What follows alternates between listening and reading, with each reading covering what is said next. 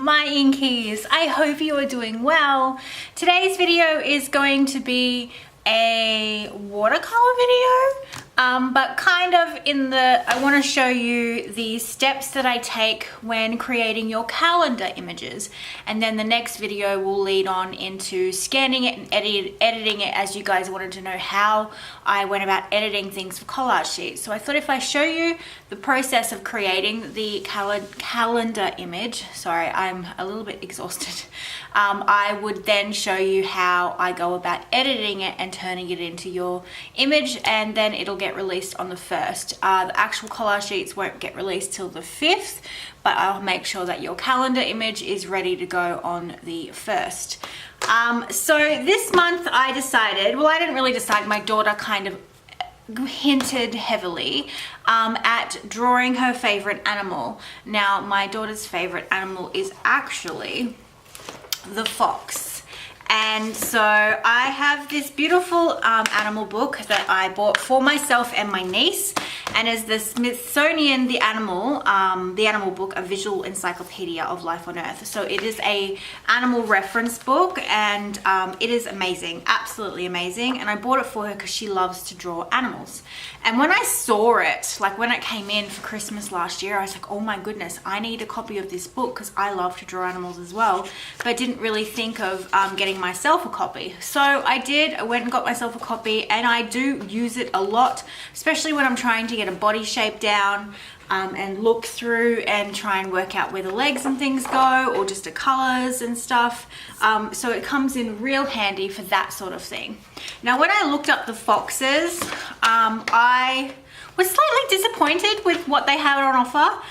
So they've got 2 pages, 251 and 250 and 251, and then that's it. It moves on to the bears.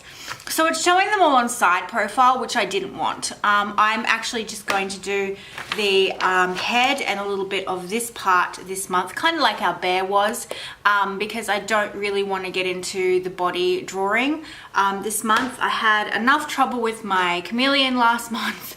I really struggled with him because I couldn't get him the way I wanted to get him, and I had so much trouble scanning the greens. So I'm just going to do a head and a gestured chest area so we can put his scarf on. So that's kind of what I am going for this month. So when I'm doing your calendars, I do go look for reference photographs. Now, I only look at photographs because I don't want to look at other people's illustrations and stuff, because then that will somehow subconsciously come into my work. So if I see an illustrator that's done, say, a fox or a rabbit or something, and I go, oh yeah, I could mimic that sort of style and then just put my spin on it. So I try and stay away from illustrations of things, and I will look up actual photographs and work from those, kind of like I did with the rooster when you saw my rooster process video. So it's kind of the same thing. So I've pulled up, I normally would just do this on my iPad and have reference images next to me, but I know with filming like electronic screens, it just doesn't work. So I gathered together a few images that I was looking at this morning and printed them out so you could see the sort of images that I would look for when doing this sort of thing. I really love this profile, kind of slightly tilted, and I could see that the scarf would sit really nicely there. My one problem that I'm worried about doing is I'm worried that I'm going to make him look like more of a dog than a fox. So I wanted to get a really fox-like profile so that I didn't venture into the dog zone. Even though they are obviously relatives, I wanted to look like a fox. I also wanted to make sure I got a lot of the ear detail in with those hairs and things. And then I've pulled out my watercolors. So what I also do is I do swatch out a few shades to sort of color match to where I'm going, so I know what sort of color palette I'm working with. Where is my, back, so I'll show you what I do basically. I'll show you with the sloth. Okay, so here's our sloth from the 2 months ago, and I will always color swatch next to what I'm working on to make sure that I'm using the right colors.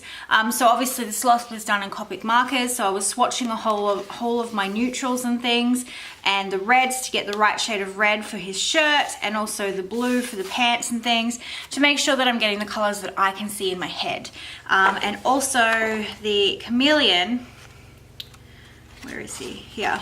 I've done the same thing with the greens. I had a lot of trouble getting the right shade of green that I had inside my head. So I was constantly swatching greens, constantly layering them on, and then trying really hard to get that sort of perfect shade of green in the scanning process. Now, green was a horrible experience. I thought neon pink was bad. Plain. But green was a nightmare. So I'm staying away from green animals for a little while just till I get some confidence back. But I will normally swatch out colors to make sure that my color palette I'm working with, and then if it's a watercolor piece, I'll pull those pans out of the pan so that I know that these are the colors that I'm working with, and also it helps me keep it more cohesive, especially when it comes to, I think I was doing the same sort of thing here, but I know my skin tones quite well, so these were kind of skin tones, so I didn't really need to swatch as much. But when I'm definitely doing a calendar image or doing an image that I'm not very familiar with color-wise, I will always have like either a piece of paper next to me where I swatch, or I'll just swatch on the page opposite, just to make sure that I'm not picking up a color that is completely rogue in the color scheme. So I am going to sketch out this baby. The paper that I'm using is a Fabriano hot press, so it's nice and smooth. I'm not doing him massive this month because I think I've been making them so big that I've had trouble fitting them into the calendar without losing quality. So I thought I'd scale right back down to almost the moleskin size, which is what my bear was done in, and leave it at that. I'm also going to give you guys two versions of the calendar this month. One with the Sunday start and one with the Monday start. I had an inky contact me and said, you know, could you do it? I know it's a bit more work, or could you make it so that the image is not interfering with the calendar so that I can just use the image and not the calendar, because she was a Monday start girl and I have mine Sunday start, because I like the S's to be separate. I like one on here and one on here. That's just my visual way of liking things, even though I'm pretty much a Monday start girl as well. So I'm going to offer that as well, just so that if there are any inkies that have not used the calendar because it was a Sunday start, you can now love the calendar because it'll be either. So I hope that helps. And yeah, so that's what I'm going to do. I'm going to do the calendar in two versions with two different calendars down the bottom. So yeah, I am going to start. I don't know whether I'll draw this on camera or not. I'm not quite sure yet. My eyes are really sore, and my eyes have been very sore for a few days now, to the point where I've got like permanent red rims under them. They keep watering. I think I'm getting a cold, but I'm trying to fight that off. But yeah, my eyes are stinging like heck. So I am a bit blurry at the moment, but that's okay. The show must go on. If you're wondering, sometimes I obviously do sketch in my sketchbook and get a feel for it, but I'm going rogue and I'm just gonna sketch right onto the paper because I want to not waste time. I know that sounds ridiculous, that I'll probably save time by doing a first rough draft and stuff, but I honestly don't feel like it. So I'm going to hope and pray that I can get the image that I'm looking for. I'll get the general layout, and most of the detail work will be done in the watercolor process. So I've got my Daniel Smiths out here. I've also got my pocket one, which I know there's an orange in there and a gold. And I've also got my Schmincare palette as well, because I was looking at my color choices with what sort of shades I've got. I might be able to pull it off with them all, because I'm not a massive orange fan, and so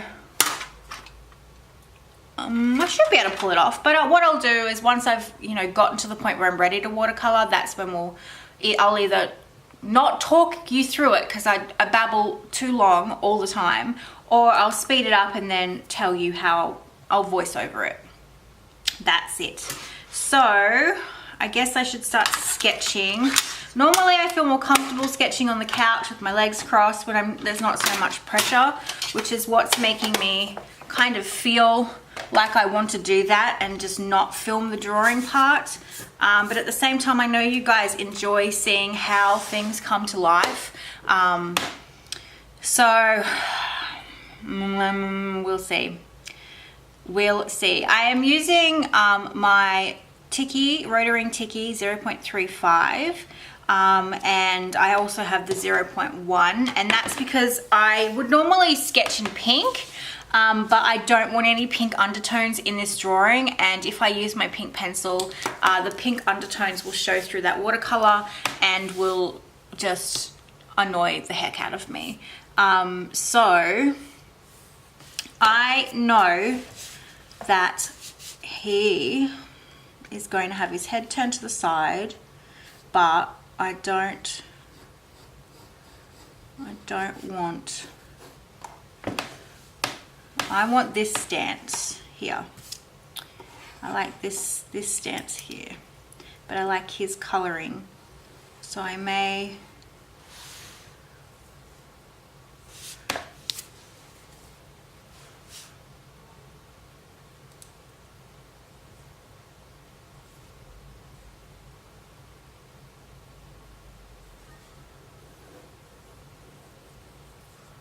So what I'm doing here, because I don't really draw foxes very often, even though my daughter is always asking me, is I am tracing around the ear like this to give my hand some muscle memory.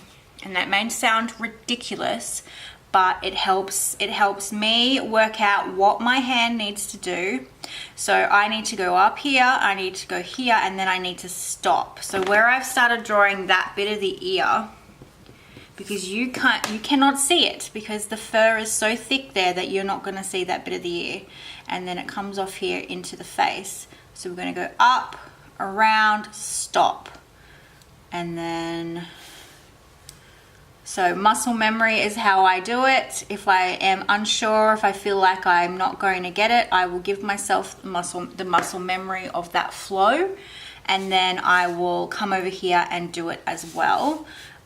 And the same thing here, his hair is really thick, up, down, stop, like that. So when you are doing this, do not hold your pencil firmly, because you're trying to put too much control into what you're drawing, and you are going to do really tense line work. Let me get, so if I'm holding my pencil really tightly and I'm drawing really slowly, you're going to get these hard, dark lines that you're going to then have trouble.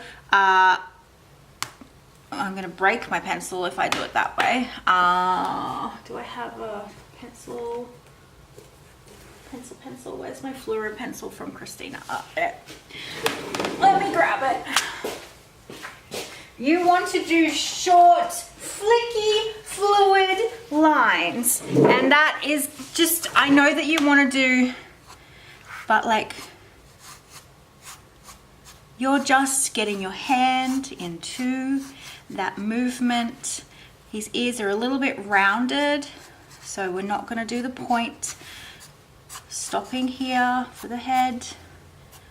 So there, and then that's where that little dip is.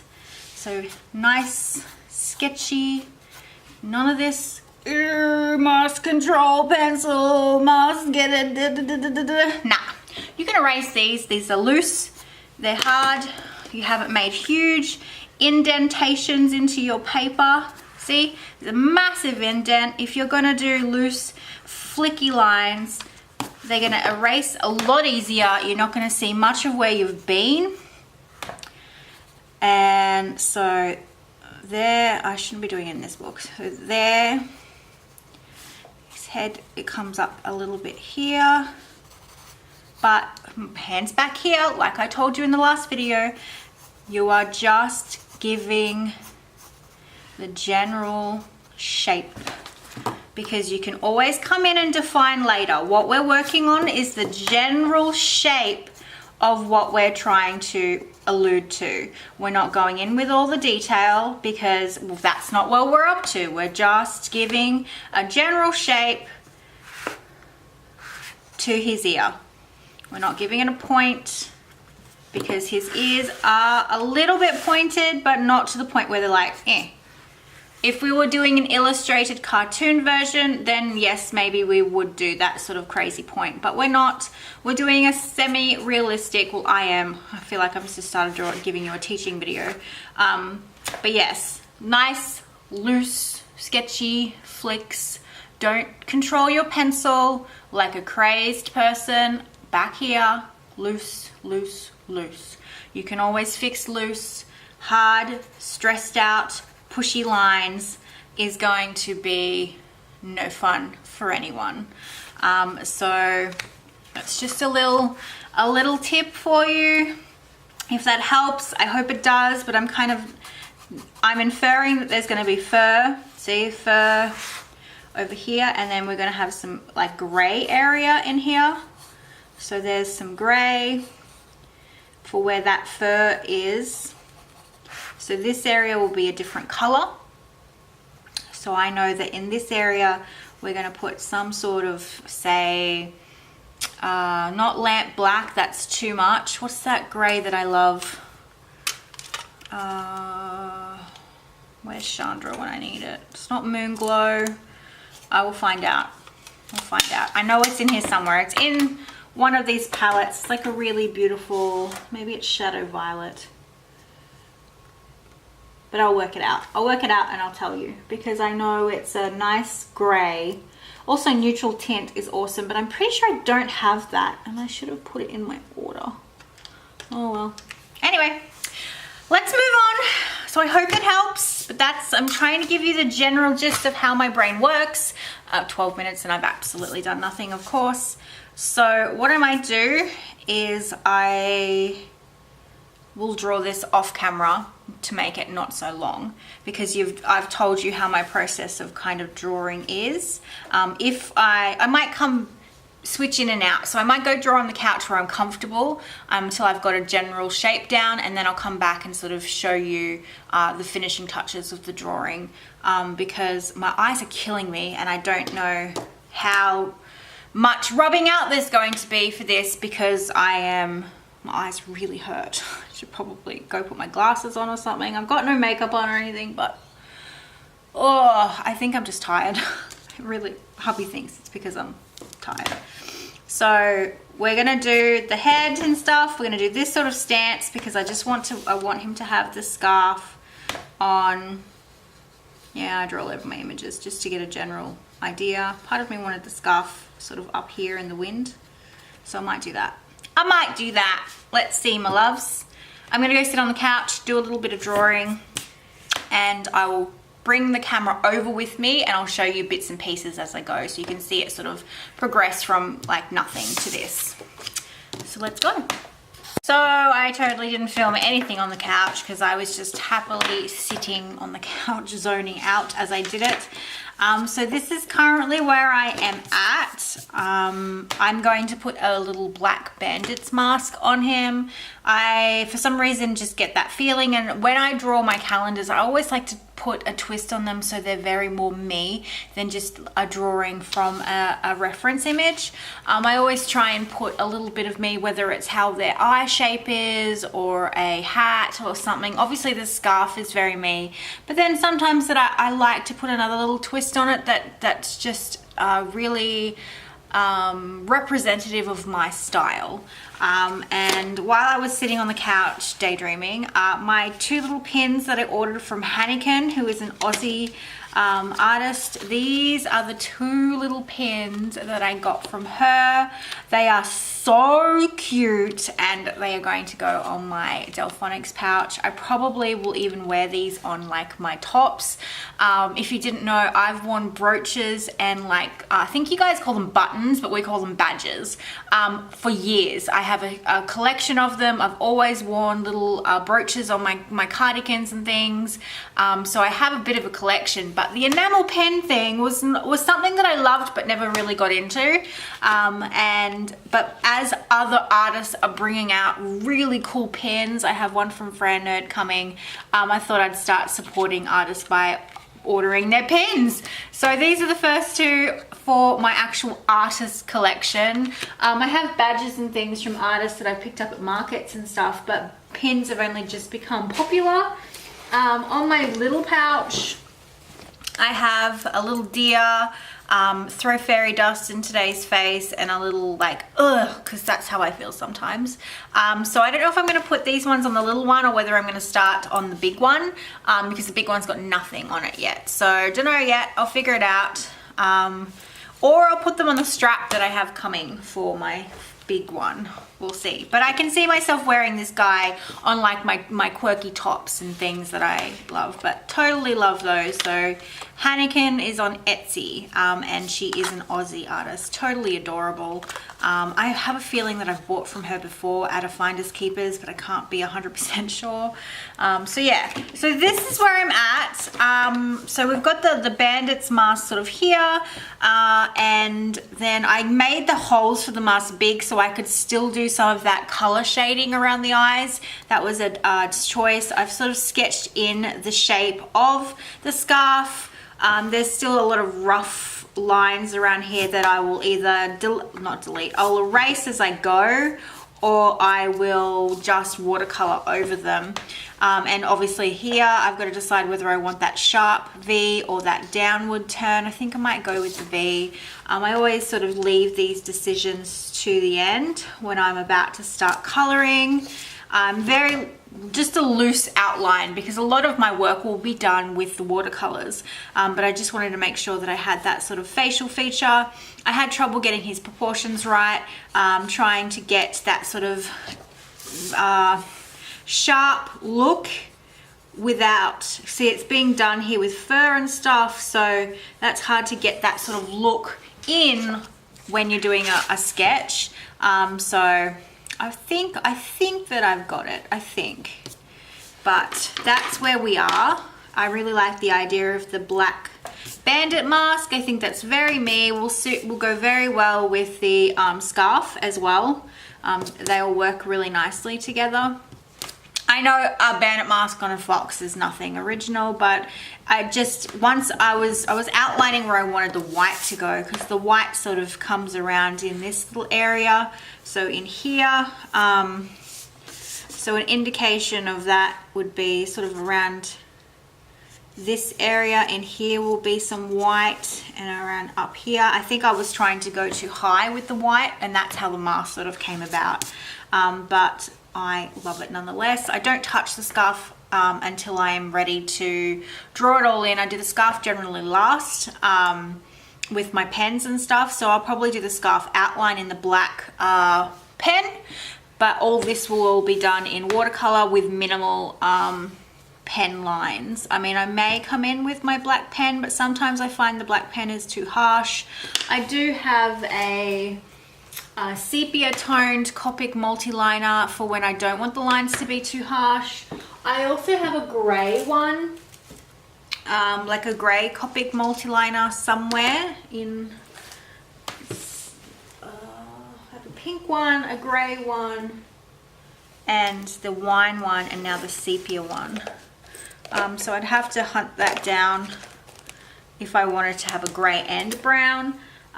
Because sometimes I find the black a bit too harsh, but we'll see how we go. I'll also grab pencils, my Prismacolor pencils, when I want to add a bit more definition and a bit more control. So you guys know that I love to work with my watercolors and my pencils, so you'll see me work with both. I am going to speed up this part of the process. I'm not going to go through everything with you guys, because I feel like I would just talk on for eternity, and then I get way off track. So I am going to use watercolors. I am going to sit down with a spare piece of paper and sort of get some color ideas as reference points. I need to make a decision whether I want my fox's eyes to be blue or whether I want my fox's eyes to be that golden color, because when I've looked at images, some are very blue, like ice blue, and some are very golden. So I'm thinking I might go the golden route. I think maybe that Quin Gold sort of shade, which is Quin Gold with maybe no, like the deep Quin Gold, not the light one. There is a darker Quin Gold somewhere. I'll work it out. Quin Burnt Orange. Oh, I'm just talking to myself. I'm gonna stop. I'm gonna get some paper out and I'm gonna start swatching colors, and I will let you know the colors that I pick in the end. So when I pull out colors from my palette, I'll actually tell you what colors they are, instead of letting you try and guess, or me try and guess when I do all the editing process, which is normally what happens. So I'm going to try with my DSs first before I pull in any other colors like my schminkes and stuff. So I'm going to grab a piece of paper and let's get swatching. So this is a step I always do if I'm doing an illustration, and one that has a lot of detail and one that needs to be a little bit more, not professional, but a little bit more work goes into the calendar images. I spend a lot more time on them. A lot of my collage sheet images are very not slapdash, but they are a lot quicker to do. But when it comes to my calendar, I like to put a decent amount of work and time into them. I don't even know why, I just happen to spend a bit more time, and I am also hoping to turn the calendar images into a 2018 calendar for Etsy. Obviously you guys would get a completely different calendar, but it means that those images can be used again next year. So I would also really want to turn them into a set of postcards. So I am swatching out all my oranges and a couple of the reds, just to see. Some of those reds have a bit of an orange base, and the grays as well, to try and get those shadows in, and then I try and work out exactly which ones I want to pick for the image. So the shades we are going with are Peronone Orange,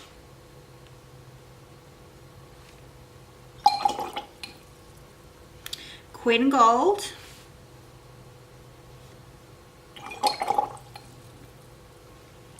Quin Burnt Orange, Quin Deep Gold,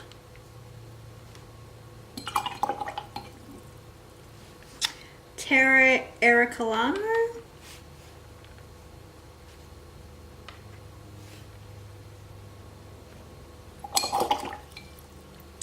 Luna Violet, oops, mixy, Shadow Violet,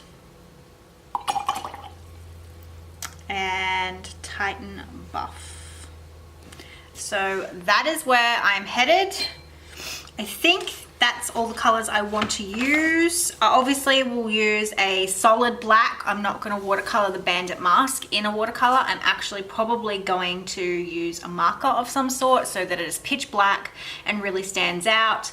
I'm pretty sure that's all the colors I want to use, I think. There were quite a lot of like harsh shade oranges like that. The Pyrrole Orange I'm on the fence about because it's so bright, but I think it's just, even if I try to water it down, it's got too much of a pink base. You can't even see that. Good job, Courtney's.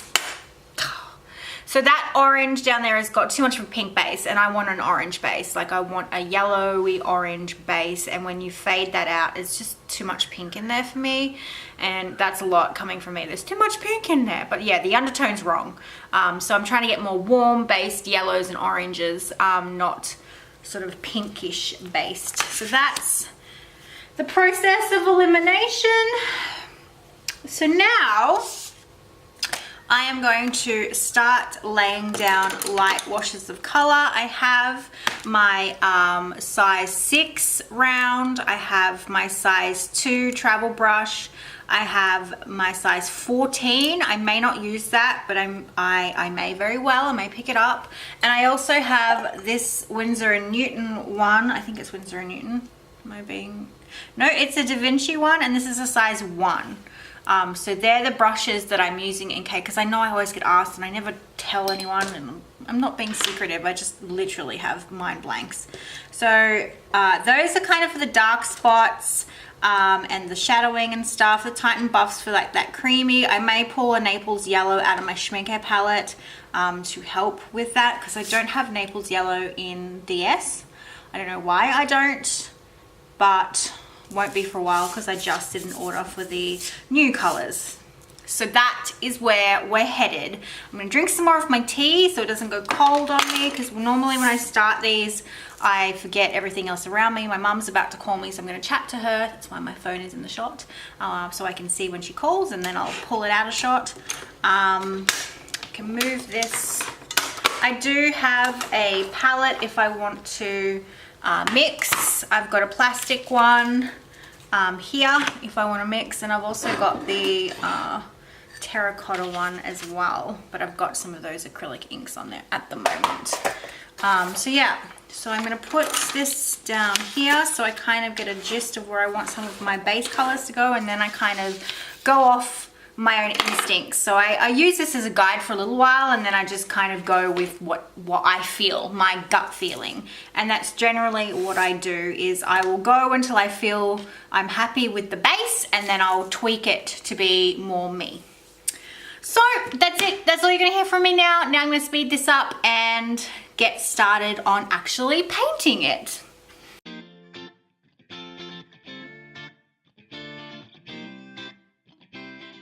So what I normally do is I will get my lightest colors and I will work from light to dark.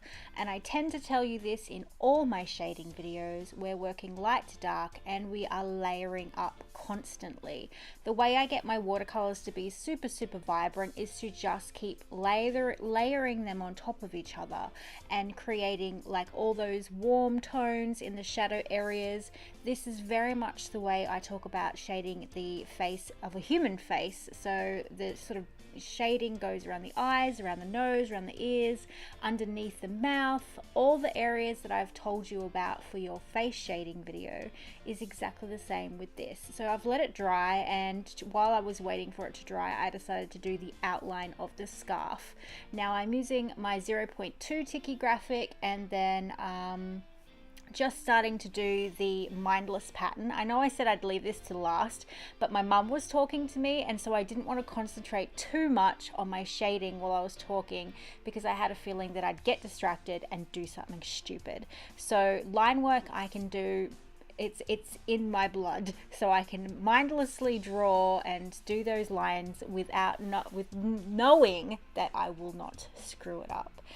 So I'm just getting those lines in there as I chat to my mum about them buying a house, which is exciting for them, and I'm totally happy for her. And we're also making plans because my kids are going there for the school holidays, and I will get 2 weeks kid free, which I am so very excited about. I am honestly considering working really hard in the first week so I can take that second week off to do a few artist dates, just to relax and do my own work, and just not to have to do anything for a week, just be with my own company and go out into the world, go to the zoo, sketch, go to the city, and not have to stress about having a video ready and uploaded. So we'll see if I can accomplish that. I'm hoping that I can, but we'll see. I don't know how things are gonna go. So I'm coming in with my little portable brush there, and I'm getting in those darker shades. So I'm pretty sure I'm using Shadow Violet, and I'm using my travel brush, which is a 0.2.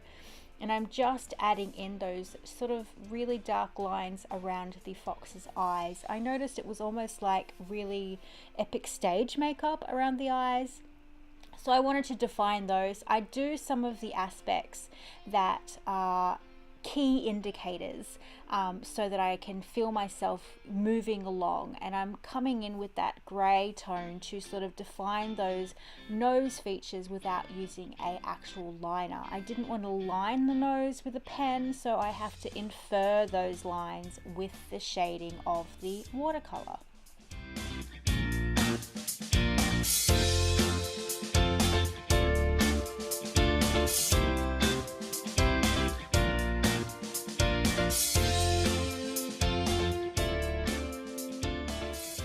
Okay, just popping in quickly. Now I just emptied out my SD card because I ran out of space. Story of my life. So as I was putting the content onto the computer, and this is something that we should always do. We should always look at it from a different perspective.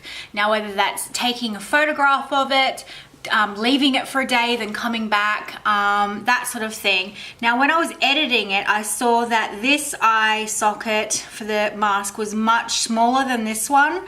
So I've come in with my pencil and I'm just pulling that socket in. So this will all get covered with black. So this is all black, and I've just made it a little bit smaller so that it matches more to this as well. So it's not going to be perfect, and I never ever want my stuff to be perfect. That's kind of my thing. Imperfections are my jam. But I did want it to look a little bit similar. It's still not quite there. Like, it still could probably come in around here to be a little bit closer. My eyes, I probably should have put one of my eyes over a little bit, but hey, I could fix it, but it's a lot of faffing about, and it doesn't annoy me. That's handmade. So as you can see, I started the scarf. When I feel like I'm getting a little bit bored or a little bit flustered, I will literally start working on something else. And so I started working on the scarf while I was waiting for the paint to dry and talking to my mum. So now that that's dry, I've got a little bit of time to keep going on it before I pick up my kids, and then hopefully my kids will behave enough and be lovely enough to let me finish this on camera for you guys. I've got quite a bit of ways to go, so part of me is thinking I might have to do either a part 2 or do the last little steps of this guy on the editing video, but I'm gonna try and bust it out anyway, see how I go. But I think I might come in with my Pitt pen in the brush tip in the black, which is on my cart, I can't reach it, and actually fill in that mask now to sort of solidify it. So I do major elements to sort of get it to a next step of completion, next step. So yeah, I think I might fill in the mask now so I can get a gist of where I'm headed. So I'm gonna go grab my pen and keep going. So I am coming in with a Pitt Artist pen in the brush tip because it covers a lot of ground and quickly, and I actually really love how deep and black that marker is. It is my go-to when I want to cover a large amount of ground and when I want a really black look. So I'm just coloring in that bandit's mask, and I'm so glad that I put that mask on it. I don't know why I went for the mask, but it totally suited what I was feeling and the whole general look. I know the mask is a little bit skew-if, and I can see that while I'm talking to you, but imperfection is my jam. So I'm grabbing out my Prismacolor pencils, and I'm basically doing the same sort of thing as I did with my pens, with my paints. I'm getting them out and basically pulling all the warm tones out. And I've come in with that Naples yellow, and I'm trying to get that flicky fur around the ears, and it's just not working. I want a more opaque color, and I notice it's opaque when it goes down, but it doesn't stay that way. It sort of sinks into the other colors. So I thought I'll try some gouache. This is my Winsor Newton gouache. Still wasn't giving me what I was wanting, and I was getting a little bit flustered until I decided to actually just use a white gel pen. So I'm now using my white gel pen to add all those accent hairs, and this is the Uniball one that everyone uses, the Signo, and it was fantastic. It did exactly what I wanted, and I was really happy with how it reacted on top of that orange. So I'm just sort of getting those shading bits in because the white doesn't look proper white, so I'm using that gray really washed out to sort of give a little bit of shading, a little bit of depth to that white instead of it just being plain white. And I'm also giving those eye sockets a little bit of shading as well with that really washed out gray, because I do not want to use pen work to infer those lines, so I'm just going in with the shading. And I'm adding some yellow to that middle part of his head. I noticed in both the images, in most of the images, there was some really light parts of his fur around the middle of his head and around the tops of his ears. So I am trying to get that sort of colorway with my shading. And basically with watercolor, I like to play with levels. This is where you can see how that white pen is really working with that deep orange base that I finally got, and I was so happy with how it was looking, sort of giving that rough, sketchy look and trying to get those different shades and hues with the white pen. I hope that those white marks really scan well because they look beautiful in the actual image. So I'm just coming in with several layers of that burnt orange. A lot of this fox was actually done with that burnt orange, and he's looking fantastic at the moment. I'm really pleased with how he's turning out. I did go with the golden eyes instead of the blue eyes. I thought that was I don't know, a bit more my kind of thing. I did blue eyes on the fox girl in some of your sheets a little while ago, so I thought I'd do the orange, and I'm just going in with my 0.2 with the patterning.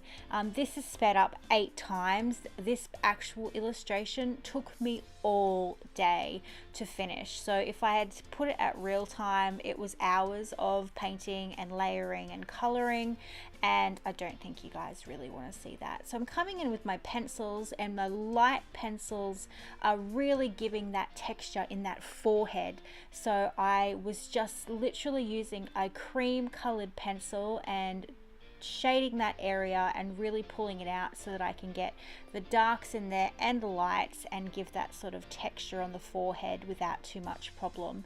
So I'm coming back in with that gel pen now and really working on those hairs around the ears. I'm not completely happy with the hairs around the ears, but I got it as close as possible as I possibly could. So I've gone to pick up my kids now, and I'm just coming back in for those finishing touches, and my light was just about to go. So here is your fox all done. I hope you love him. He is going to look fantastic in your color calendar. Totally one of my faves. Totally one of my faves. Thank you so much for watching. I can't wait to put him in the calendar, and next video will be scanning this beauty. Take care. Bye. I can fit my phone in here.